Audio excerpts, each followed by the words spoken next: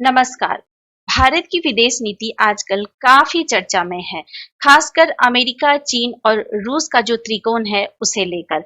एक तरफ अमेरिका जो दुनिया की सबसे बड़ी आर्थिक और सैन्य शक्ति है, दूसरी ओर चीन जो एशिया में अपनी पकड़ को मजबूत कर रहा है और तीसरी ओर है रूस, भारत का पारंपरिक दोस्त जो अब चीन के साथ मिलकर एक नया ध्रुव बना रहा है।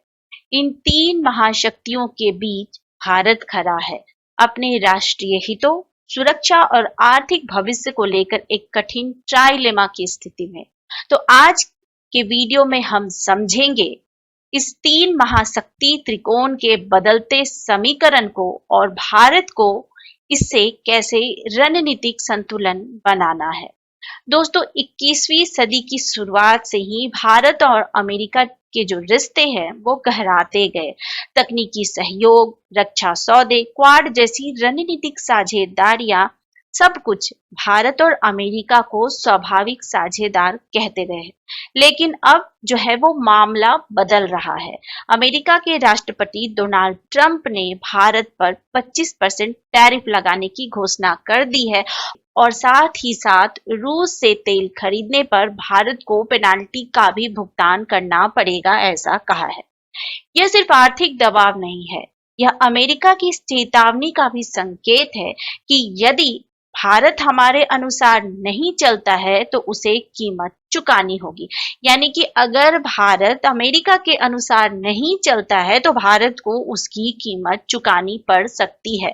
इसके साथ ही ट्रंप ने सोशल मीडिया पर भारत और रूस की जो इकोनॉमी है उसे डेड इकोनॉमी तक कह दिया है। यह बयान भारत और अमेरिका के रिश्तों की स्थिरता पर सवाल खड़ा करता है। भारत को अमेरिका से सहयोग चाहिए, लेकिन क्या इसकी कीमत अपने बाजारों को खोलना है? डेयरी और कृषि जैसे संवेदनशील सेक्टर अमेरिका की प्राथमिकता है, लेकिन यह भारत के लिए आसान नहीं है। दोस्तों, भारत में किसानों की जो स्थिति है वो ऑलरेडी अच्छी नहीं है और ऐसी स्थिति में अगर भारत अमेरिका के डेयरी प्रोडक्ट के लिए और कृषि प्रोडक्ट के लिए अपने बाजार को खोलता है तो ऐसी स्थिति में भारत के किसानों की जो स्थिति है वो और खराब हो सकती है। अब हम बात करते हैं चीन के साथ भारत के रिश्तों की।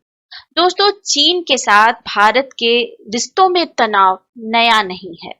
गलवान की झड़प, सीमा को लेकर और पाकिस्तान को चीन का समर्थन, इन सब से रिश्तों में काफी खटास आई है। लेकिन हाल ही में थोड़ी नरमी आई है। भारत ने चीन के पर्यटकों के लिए वीजा के रूल को आसान किए हैं और साथ ही साथ चीन ने भारतीय श्रद्धालुओं के लिए कैलाश मानसरोवर की यात्रा को फिर से शुरू कर दिया है। दोस्तों, यह मानना कि चीन से बात करना भारत की कमजोरी है, ये सही नहीं है। हमारी विदेश नीति का सबसे बड़ा सिद्धांत है राष्ट्र हित।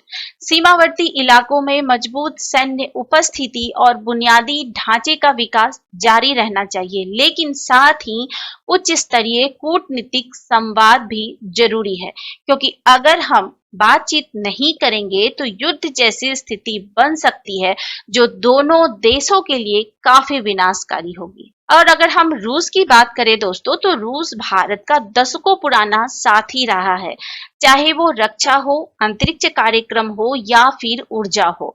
आज भी भारत अपनी सैन्य जरूरतों का एक बड़ा हिस्सा रूस से ही खरीदता है, खासकर तेल और डिफेंस में।